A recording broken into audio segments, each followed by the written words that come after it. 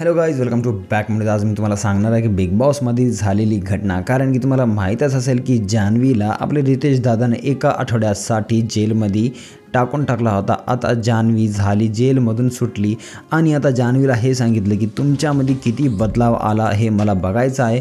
आणि जर तुम्हाला या आठवड्यामध्ये जेलमध्ये राहूनसुद्धा तुमच्यामध्ये बदलाव आला नसेल तर आता तुम्ही डायरेक्टच एकही गलती जर तुमच्याकडून झाली तर तुम्ही माझा बिग बॉस शो हा सोडून जाऊ शकत आणि मी एकही गलती तुमची स्वीकार करणार नाही. तर आता तुम्हाला काहीतरी शिक्षा आणि काहीतरी शिकायला भेटलं असेल की एक आठवडा जेलमध्ये राहून तुम्हाला कसं वाटते. हे ऐकून आपली जान्हवी खूप खुश झाली.